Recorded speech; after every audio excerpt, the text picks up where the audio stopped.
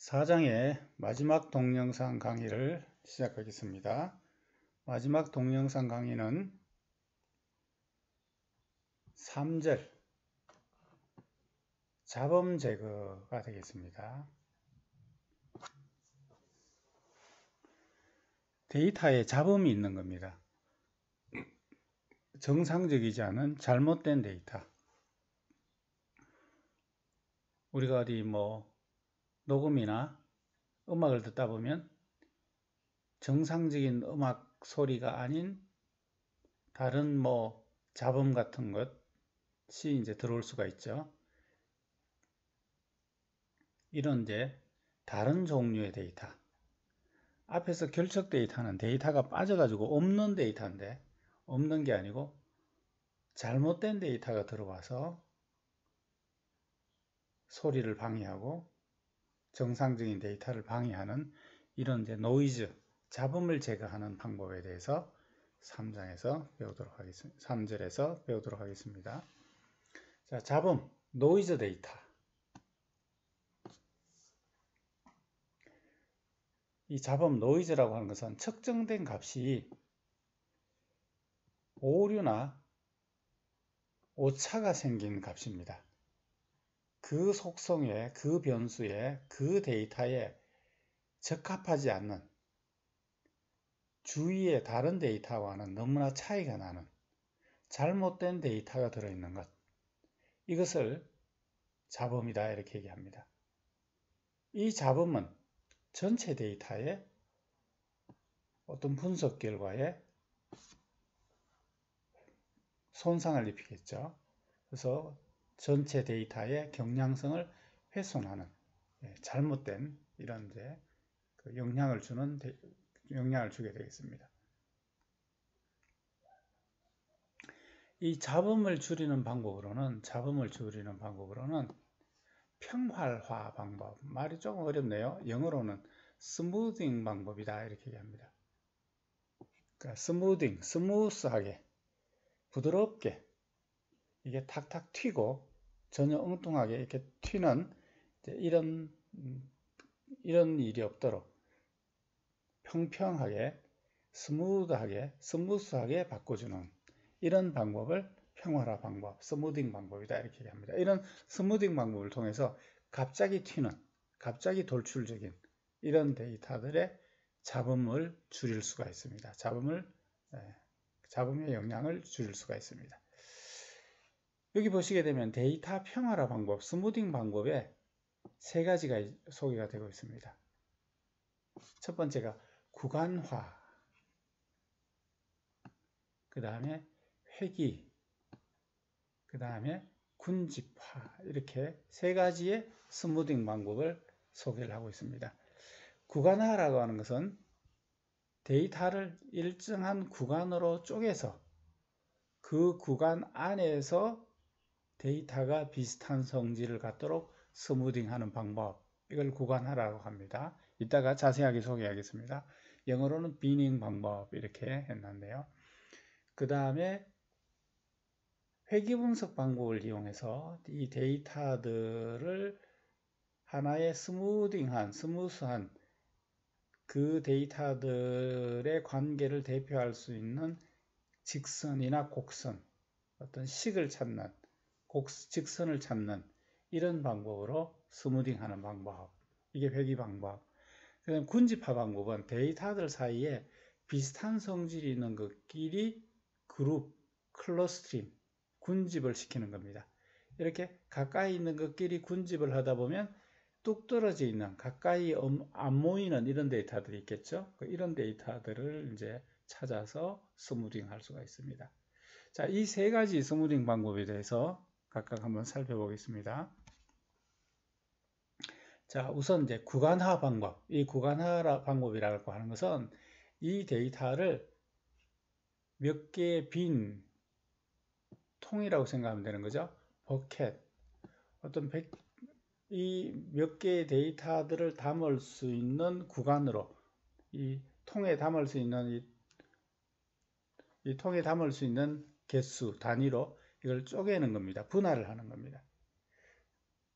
그렇게 그 안에 모여있는, 그 빈에 모여있는, 그 구간 안에 있는 데이터들을 스무딩 하는 겁니다.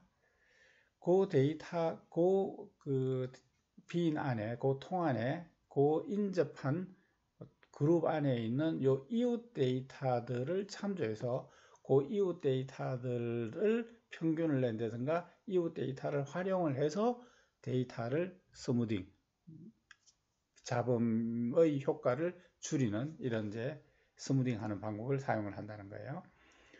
자, 요 구간 안에 있는 데이터를 스무딩 하는 방법도 다시 세 가지를 소개하고 있네요.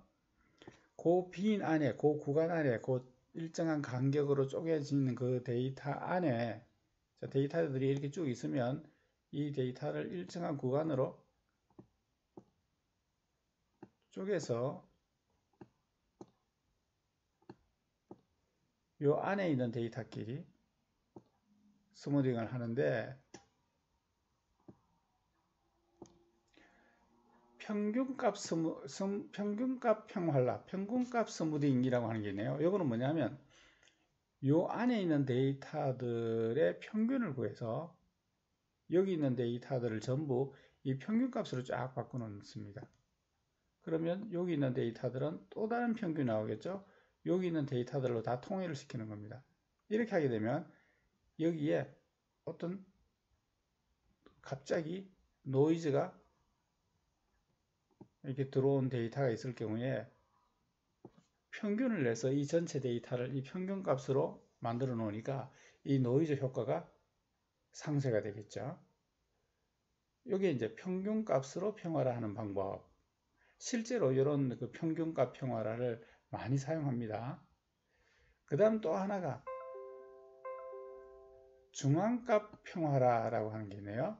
이 중앙값이라고 하는 것은 영어로 메디안 값입니다. 평균값은 mean이고요. 평균값은 다 더해서 개수로 나누는 것을 평균값이라고 하고 메디안 값은 뭐냐 하면 이 안에 들어있는 데이터들의 중앙값을 구하는 겁니다. 메디안 값을 구하는 건데 예를 들어서 2, 3, 3, 3, 4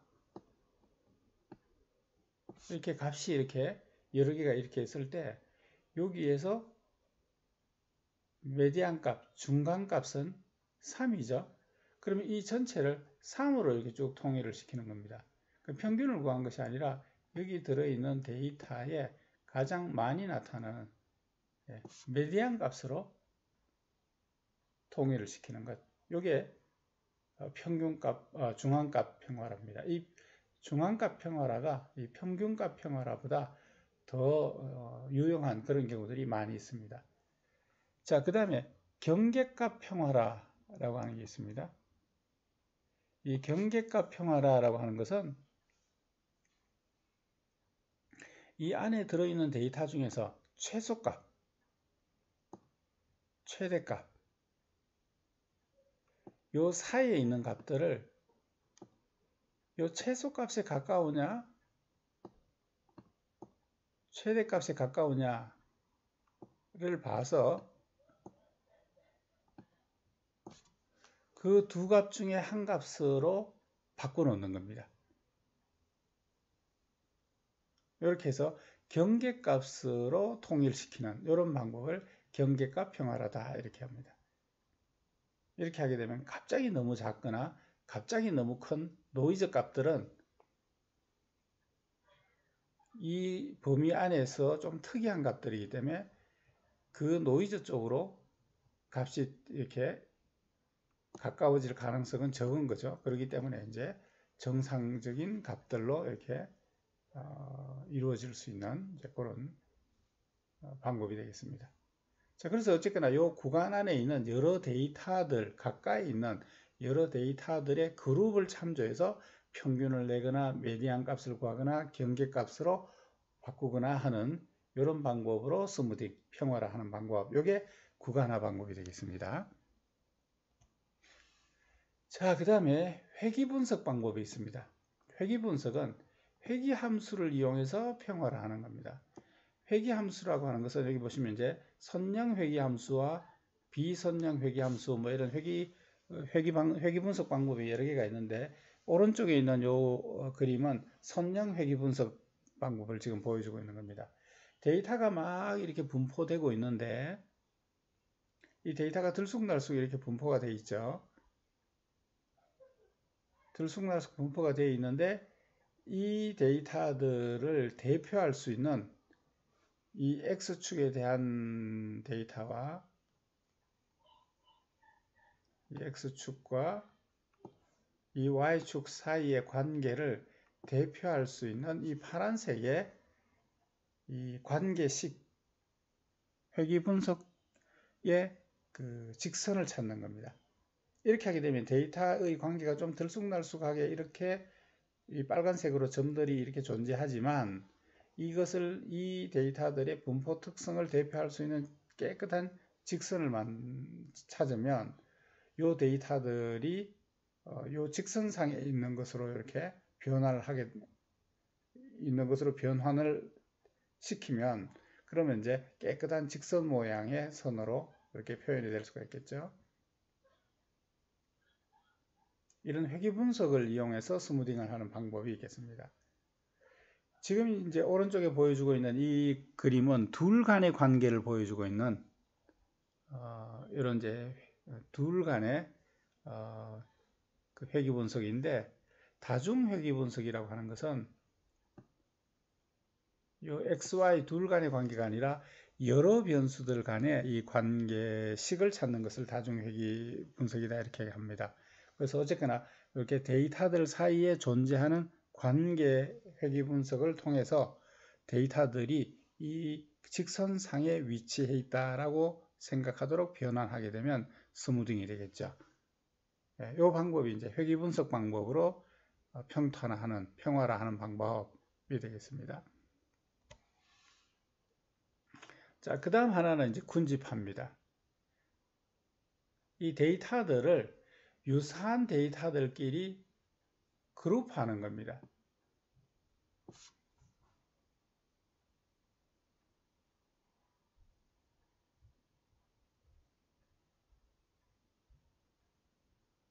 예, 데이터들 사이에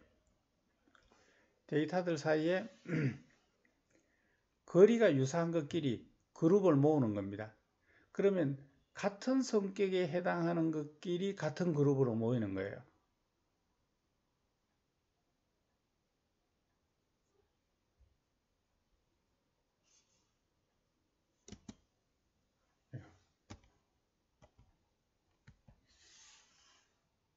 같은 성격에 해당하는 것끼리 데이터들의 그 관계, 거리가 유사한 것끼리 같은 그룹으로 이렇게 그룹을 쭉 지으면 성격이 같은 것끼리 그룹으로 이렇게 묶어집니다. 그러면 이제 이 그룹에 속하지 않는 데이터들이 있겠죠.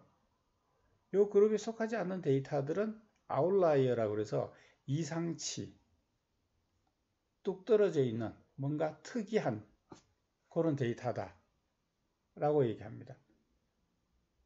이 데이터들은 노이즈일 가능성이 많은 거죠.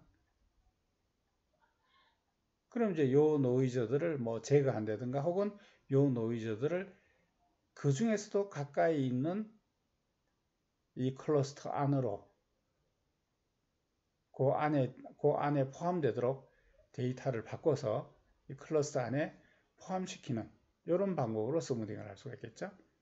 이렇게 이제 군집화를 통해서 유사한 그룹들의 그룹을 찾고 그 그룹에 속하지 않는 아웃라이어 이상치를 이제 찾아서 그것을 여기에 그룹 중에 하나에 속하도록 변환시키는 것을 통해서 평화를 하는 방법. 이게 군집화 방법이 되겠습니다.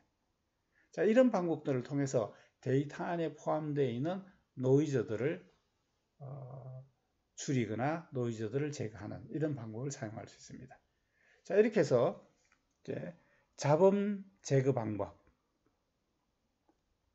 그 데이터 정제 방법을 보셨습니다. 이렇게 해서 4장에 데이터 정제하는 방법에 대해서 설명을 모두 마치도록 하겠습니다. 자, 이렇게 4장을 마치도록 하겠습니다.